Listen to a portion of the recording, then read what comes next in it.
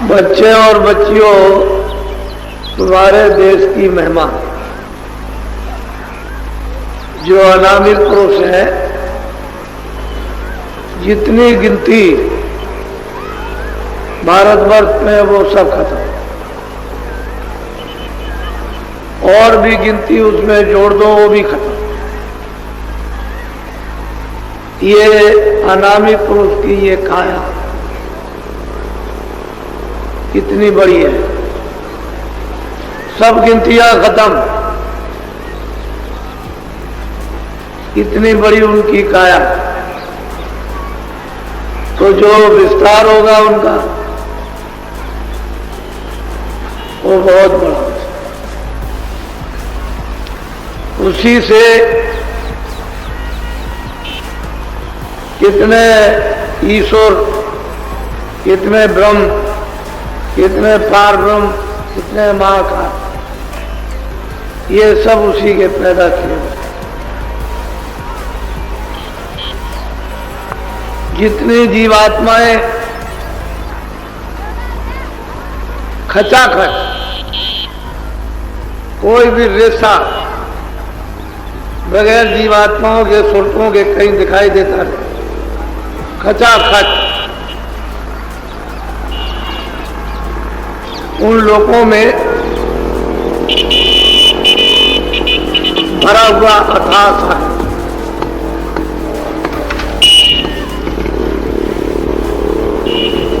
जो वहां की जो सुरतें वहां रहती हैं, उनके लाखों लाखों ब्रह्मों के बराबर, यानी एक एक सूरत में प्रकाश है। वो ब्रह्म और ईश्वर की वहां कोई महिमा नहीं,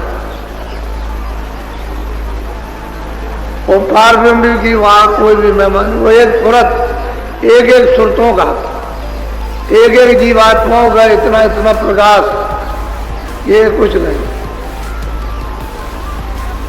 ये सारी जीवात्माएं वहीं से आई। जब उन्होंने अपने से अलग रचना का विस्तार किया तो पहले अगम लोक मंडल बनाया,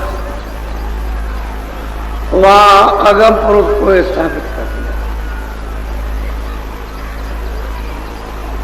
उनकी महासंख से भी ऊपर की ये उनकी काया है। फिर उन्होंने अलग लोक स्थापित किया, अलग पुरुष को वहां बैठा दिया।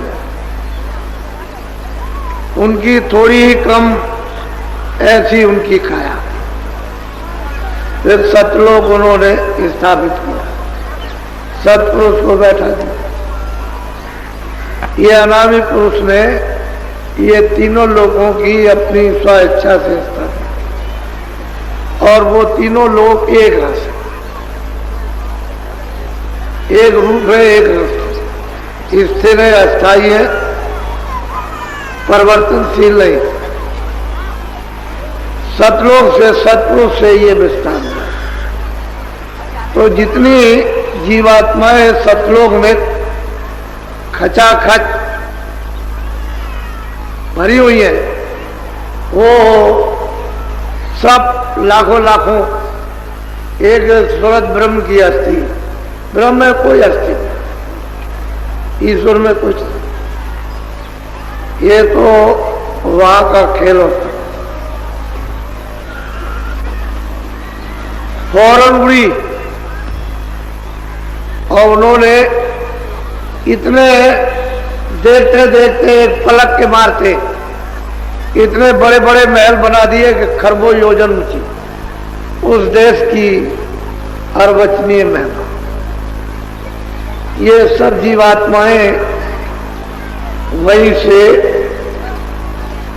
लाई गई।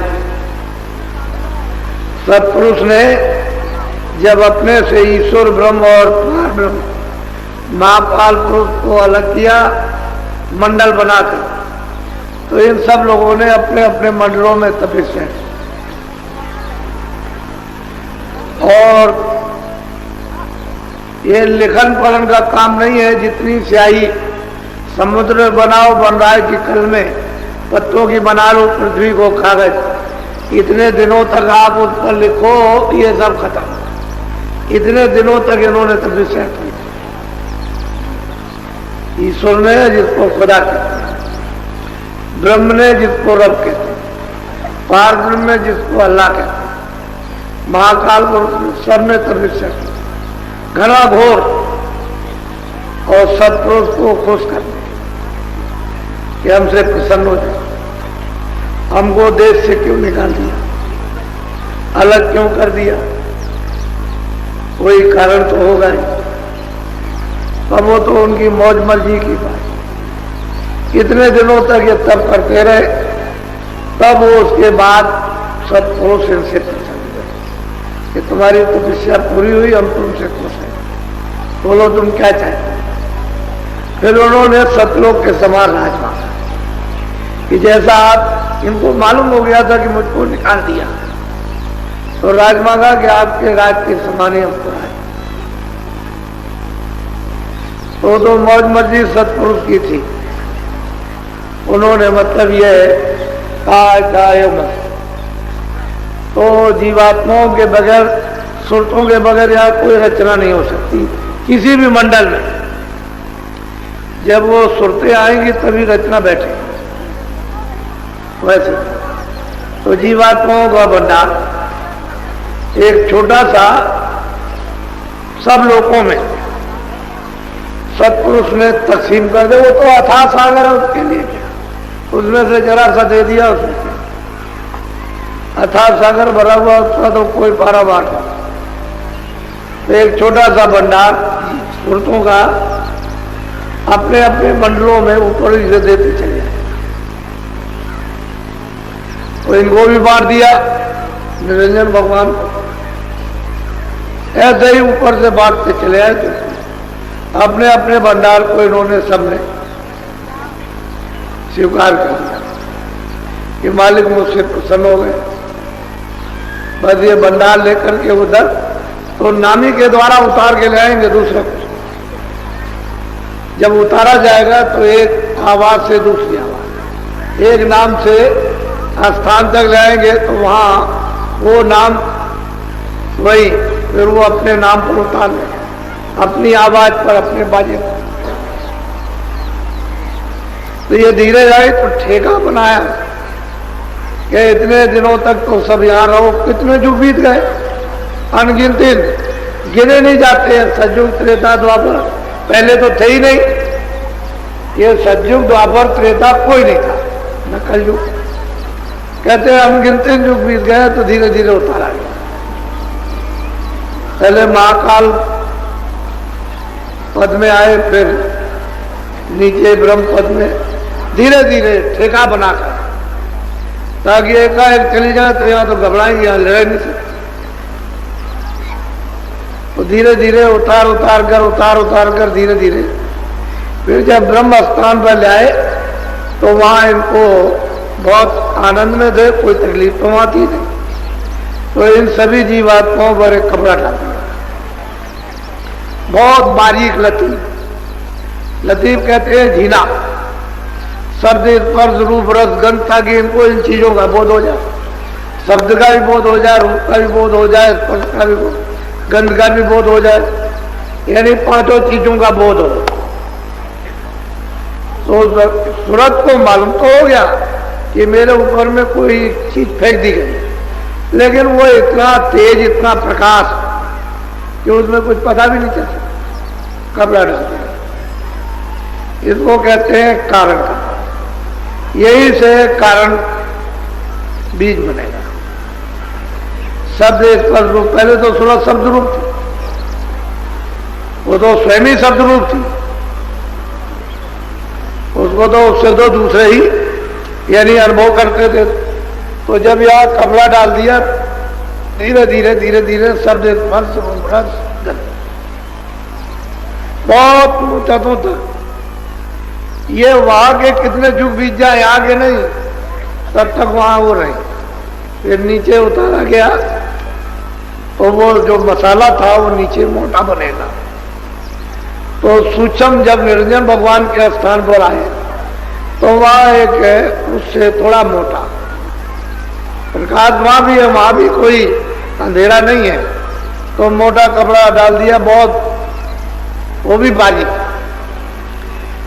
शब्द स्पर्श रूप रसगंध और मन बुद्धि चित्त और अहंकार, बस 9 तत्व। ऊपर 5 तत्वों का नेतृत्व। ये मंडल है इनके, ब्रह्म के और ईश्वर के अलग है। ईश्वर का मंडल अलग है और ब्रह्म का अलग अलग मंडल है इनके, बहुत बड़े बड़े। उन मंडलों में कितनी त्रिलोकियां, कितने लोग हैं वो गिने नहीं जा सकते, इतने बड़े बड़े मंडल। तो जब यहां बहुत मुद्दतों तक रखा, फिर धीरे से नीचे उतारा, तो आद्या मां शक्ति ने इन पर उससे मोटा कपड़ा डाल दिया, थोड़ा सा मोटा, उसको कहते हैं लिंग से।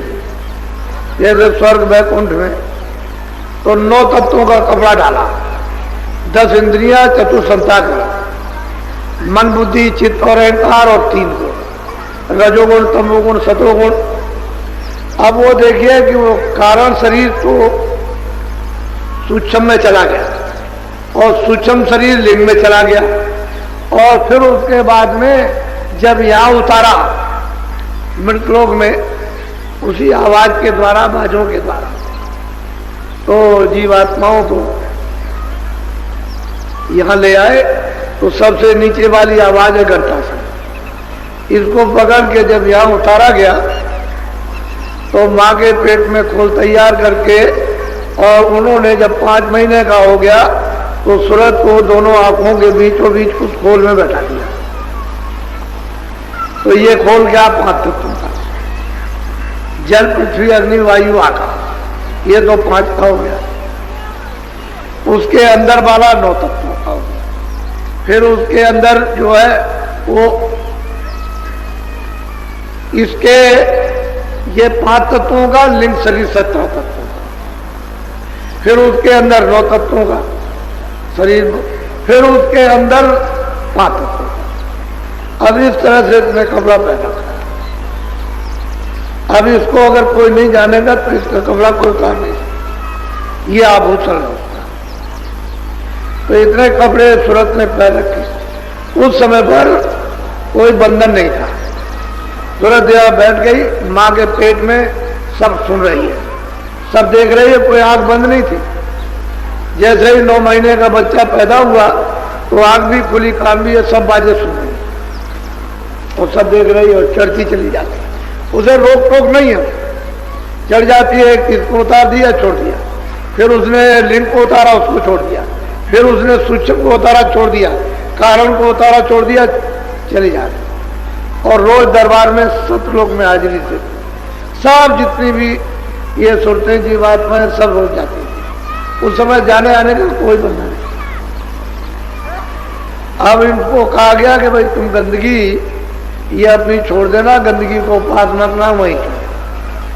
तो जो सुनते हैं यानी मतलब गंदगी छोड़ दी, सर से निकल गई। इनकी अवध रखी 1 लाख बरस, तो बहुत चली गई वापस, वो कम नहीं गई, बहुत गई। लेकिन जब ये मालूम हुआ कि सब चली जाएगी तो निरंजन भगवान ने फिर अब इनके लिए रोक टोक खड़ी कर दी। फौरन उन्होंने शक्तियां पैदा करके और उनका जन्म दिलवा दिया और उनको आदेश दे दिया कि जंगल में चले जाओ घोर तपस्या। वो चले गए ब्रह्मा विष्णु महादेव और वहां 20,000 वर्ष तप किया। फिर उनको जब समाधि लगाई तो उनको देववाणी हो गई कि तुम चारों वेद विधान बना। बस यही से सब बंधन हो गए।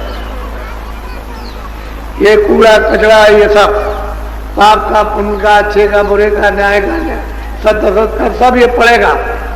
क्योंकि उस समय तो आंख खुली थी, कान खुले थे, रास्ता कुछ बंद नहीं था, नाक भी खुली, जाते थे आते थे। बस इतना ही था कि जा रहे आ रहे अपना घोंसला देखेंगे।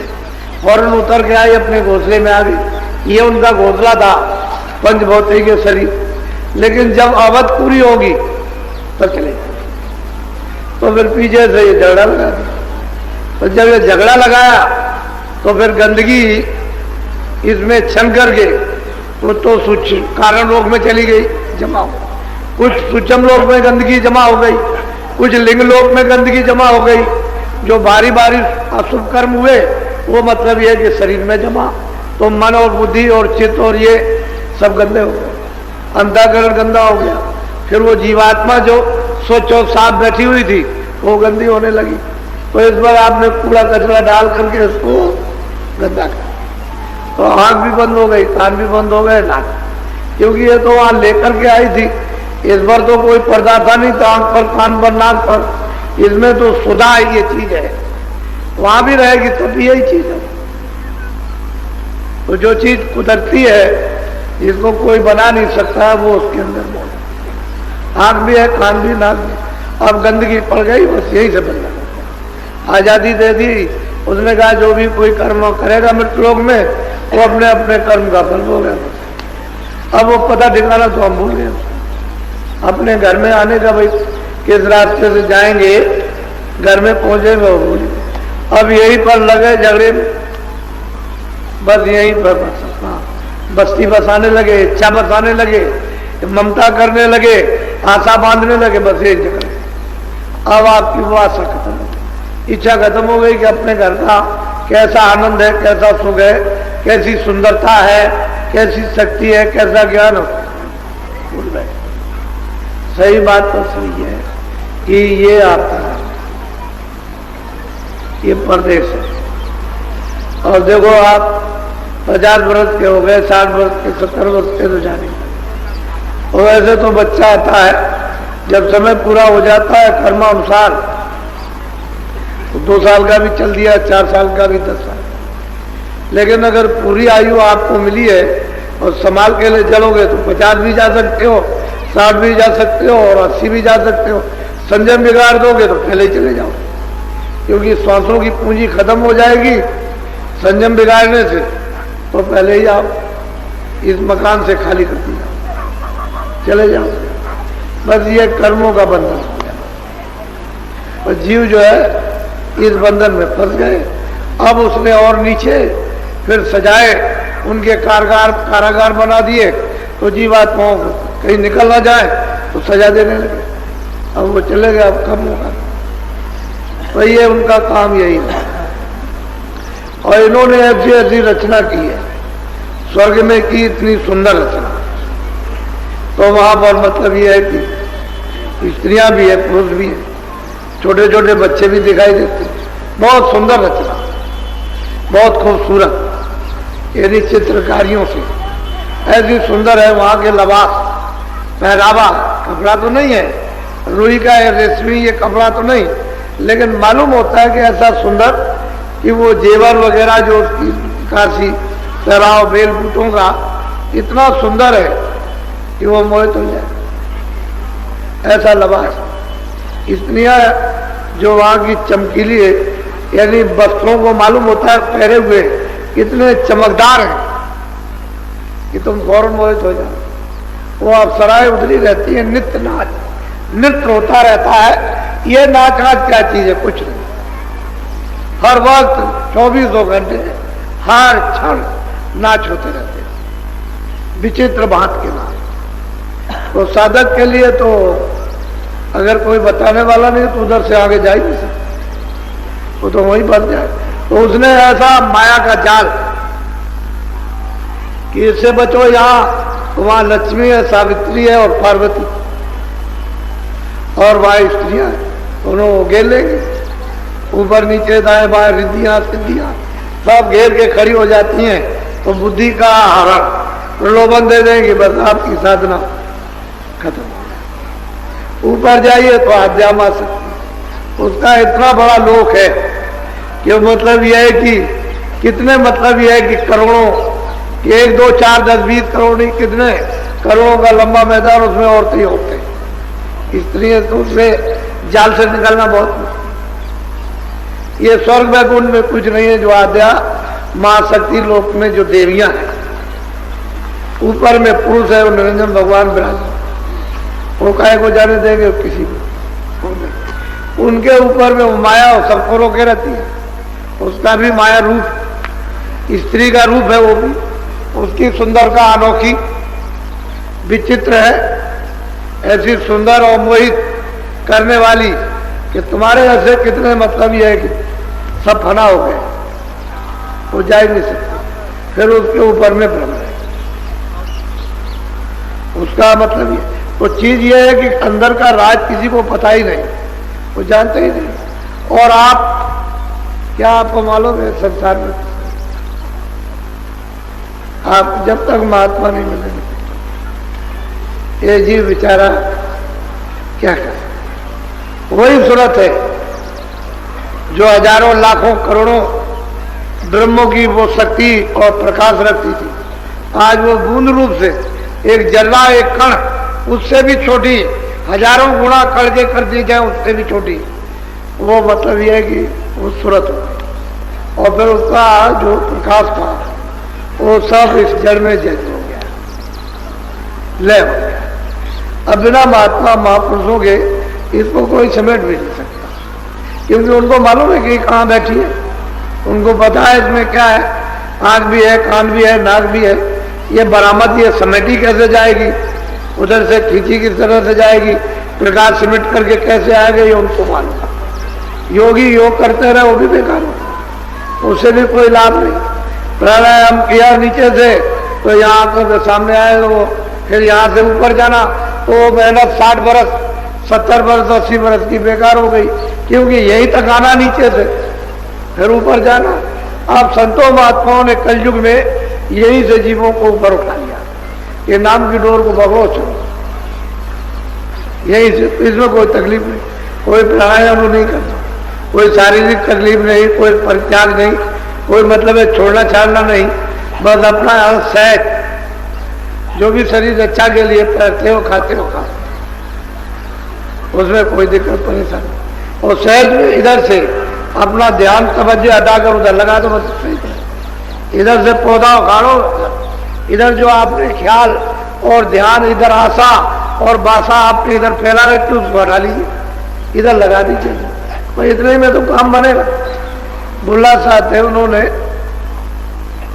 किसी ने पूछा कि आपने कैसे भगवान को पाया, कह रहे अरे भाई क्या है, इधर से जैसे मैं पौधा उखाड़ता हूँ और ये इधर लगाता हूँ, जैसे धान उसका पौधा इधर लगाया खेत में, कह लगे भाई इतनी देर में भगवान मिलता, इधर से ध्यान हटाओ इधर लगा दो, इतने में। तो कलयुग में इसीलिए तो उन्होंने कहा कि कलयुग के समान कोई सरल सुलभ भगवान की प्राप्ति के लिए दूसरा जीवों के लिए है, ये सुलभ युग है। फिर इसमें महात्माओं का पदार्थ, ऊपर से सत्पुरुष ने उन संतों को भेजा कि जाओ जीवों को ले आओ, जगा के चिता के समझा के प्यार करके हर तरह से उनके सब सुन के साफ सुथरी करके अच्छी तरह से उनको दो धागे ले आओ। तो और क्या हो, तो प्यार ही करते, प्यारी से बता सकते हैं, दूसरा और कुछ नहीं। शक्ति नहीं, शक्ति तो कर सकते, लेकिन वो शक्ति करेंगे तो बदनाम होगा। ये इनमें कालन के फूल में दया है, कालन का नाम निशान नहीं, तो शक्ति अति कुछ नहीं, प्यार कर, तो प्यार में फंसा लेंगे, कहीं चलो मेरे पीछे पीछे चले आओ, तो ये जीव चला जाएगा, फिर किसी के बात की बात नहीं, फिर और प्यार में उसको फिर सब बंधन टूट जाएंगे, चाहे जितने भी पाप लगे हो उस पर वो सब धो दिए जाए। वो तो वहां धोने की नदी है, फौरन पोड़ दिया उसमें, बस छटक बटक करके साफ। उधर गए तो उधर देखा कौन जा रहा, वो धर्म जरा जगाती है, बैठा हुआ है, तो आवाज लगाई कि तलाशी दे दो, कैसे जा रहे हो, ये टिकट, ये है टिकट, ये नाम, तो कुछ है कि देख लीजिए। तो देखा उनका चिता, जब कुछ झाड़ा लेगा, क्योंकि वो तो गाड़ी जगाती सबका झाड़ा लेता है, जैसे वो डिटेक्टर लग जाता है कि तुम उधर जा रहे हो तो दिखाओ कुछ है तो नहीं तुम्हारे पास, हथियार वगैरह कुछ बम बम, तो तलाशी लेते हैं तो सब जो जाता है। ऐसे उधर कोई भी जाएगा सकती है, जब कुछ नहीं निकलेगा कुछ नहीं कर सकते। तो आपने तो अभी मतलब यह है कि कहीं गोता लगाया ही नहीं, जाने नहीं कि गोता जीवात्मा है, कहाँ लगा के फड़फड़ा करके शुद्ध पवित्र और साफ हो जाती है। तो महात्मा ले जाते हैं, उसमें नदी में बोरा बोर देते हैं कि कर ले स्नान जल्दी से, कलमल के जितने भी कर्म अशुभ शुभ इनको धो डाल जल्दी से, तब ये जीवित होता है, उसमें नहाता है। इनको बेचारों कहाँ का नाम, नदी कहाँ बह रही, कर्मनाशा नदी कहाँ है इन्हें क्या पता। कर्मनाशा नदी है, उसमें स्नान वो महापुरुष कराते हैं, तब ये जीव इस योग होते हैं कि हम आगे चले गए। नहीं कैसे कर्मनाश ना हो तो कौन ले जाए।